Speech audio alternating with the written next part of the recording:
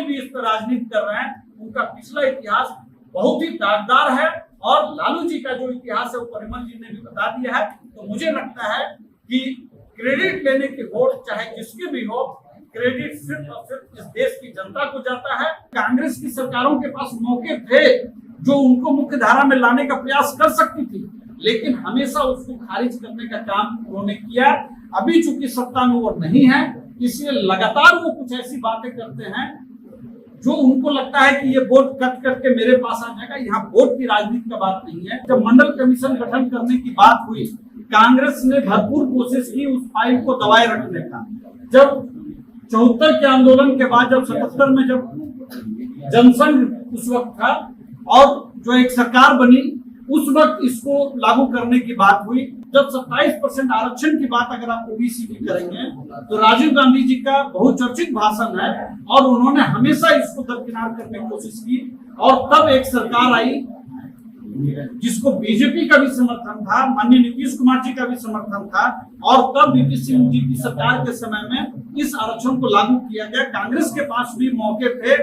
पूरे इतिहास में आप देखेंगे, नेहरू जी से लेकर के पीवी नरसिम्हा राव तक का जो सफर है कांग्रेस का, एक इतनी बड़ी आबादी होते हुए 52% के आसपास ओबीसी की आबादी तब कही जाती थी। अब तो आंकड़े आ जाएंगे, लेकिन पहली बार एनडीए की सरकार में या गैर कांग्रेसी सरकारों में ओबीसी प्रधानमंत्री इस देश को नसीब हो सका।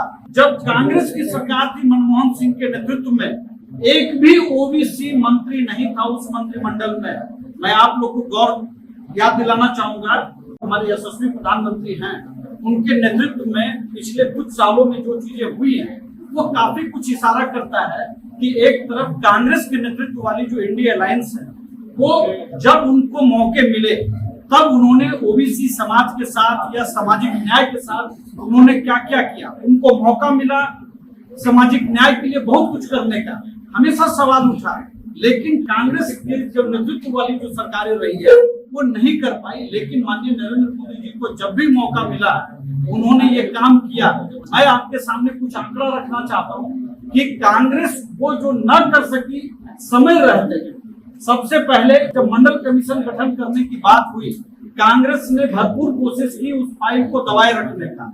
जब 74 के आंदोलन के बाद, जब 77 में जब जनसंघ उस वक्त था और जो एक सरकार बनी, उस वक्त इसको लागू करने की बात हुई। आप समझिए कि कांग्रेस के समय में ही एक रिपोर्ट आ चुकी थी, लेकिन इसको लागू किया गया 77 के बाद। इस कमीशन का गठन किया गया। जब 27% आरक्षण की बात अगर आप ओबीसी की करेंगे तो राजीव गांधी जी का बहुचर्चित भाषण है और उन्होंने हमेशा इसको दरकिनार करने की कोशिश की। और तब एक सरकार आई जिसको बीजेपी का भी समर्थन था, माननीय नीतीश कुमार जी का भी समर्थन था, और तब वीपी सिंह जी की सरकार के समय में इस आरक्षण को लागू किया गया। कांग्रेस के पास भी मौके थे। 77 के बाद जो आंकड़े आ गए थे तो इंदिरा गांधी जी भी उसको लागू कर सकती थी, वो लागू नहीं कर सकी।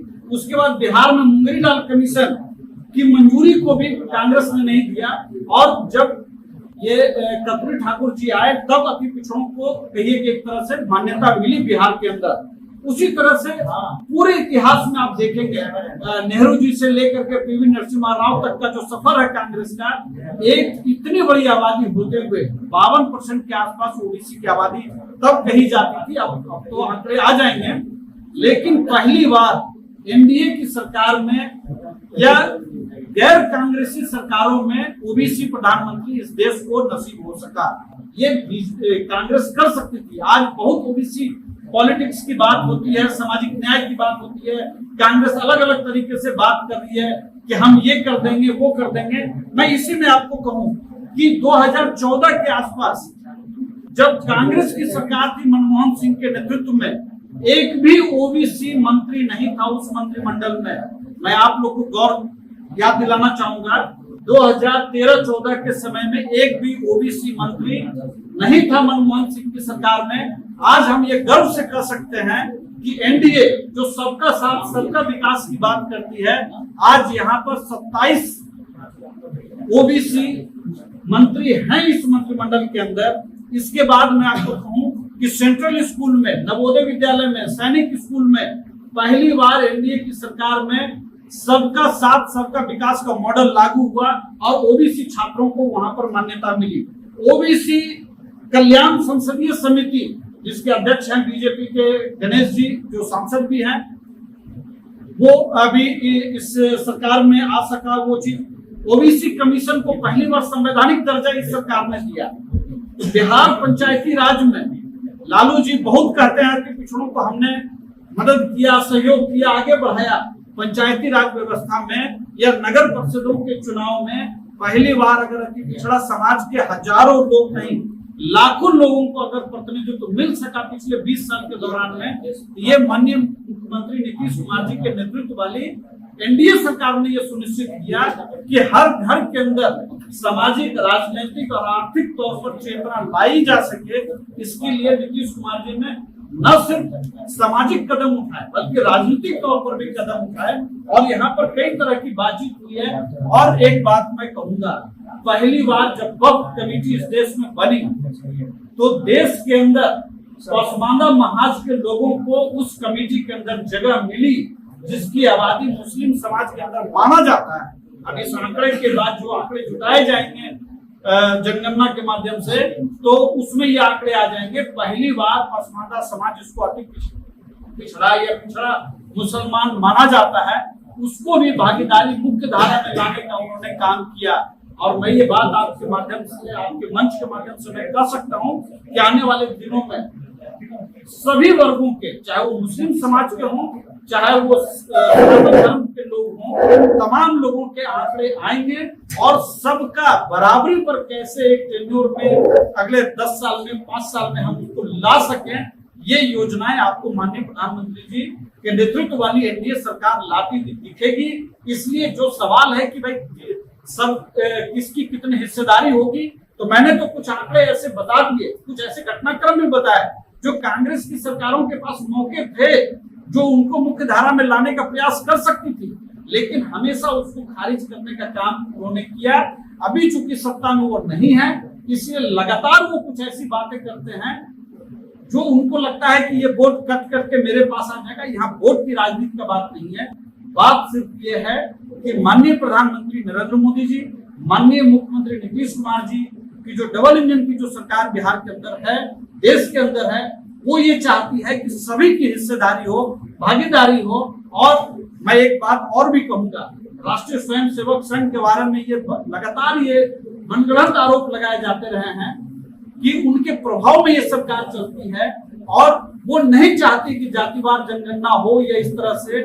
तो पिछले साल 2024 अगस्त में, सितंबर 2024 में भी आरएसएस के जो प्रमुख हैं, उन्होंने बहुत स्पष्ट तौर पर इस लाइन पर बिल्कुल क्लियर उन्होंने किया था कि हम जाति जनगणना के पक्ष में हैं, आंकड़े आने चाहिए ताकि सरकार सही और उचित निर्णय लेकर के सबको एक समान आगे बढ़ा सके।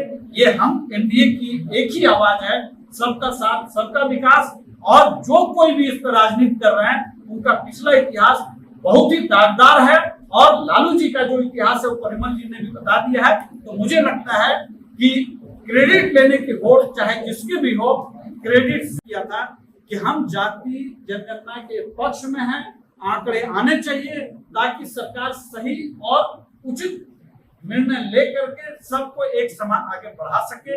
ये हम एनडीए की एक ही आवाज है, सबका साथ सबका विकास। और जो कोई भी इस पर राजनीति कर रहे हैं, उनका पिछला इतिहास बहुत ही दागदार है और लालू जी का जो इतिहास है वो परिमल जी ने भी बता दिया है। तो मुझे लगता है कि क्रेडिट लेने की होड़ चाहे जिसके भी हो, क्रेडिट सिर्फ और सिर्फ इस देश की जनता को जाता है और माननीय प्रधानमंत्री जी, माननीय नीतीश कुमार जी, ऐसे लोगों को इसका क्रेडिट जाता है। हमारे नेता माननीय उपेंद्र कुशवाहा जी ने अभी वाल्मीकि नगर में हम लोग का 3 दिवसीय शिविर हुआ, उसमें भी हम लोगों ने जिन राजनीतिक प्रस्ताव को लिया था उसमें जाति जनगणना का भी सवाल था। हम लोग को बेहद खुशी है कि माननीय प्रधानमंत्री जी ने हमारे उस डिमांड को पूरा किया। तो हमें खुशी है कि जो 3 दिन पहले हमने इस डिमांड को रखा उसको भी उन्होंने स्वीकार किया और कल पूरे बिहार के हर जिले में राष्ट्रीय लोक मोर्चा की तरफ से एक आभार यात्रा भी आपको बेगूसराय में दिखाई पड़ेगा। धन्यवाद। एक मिनट बाद में भी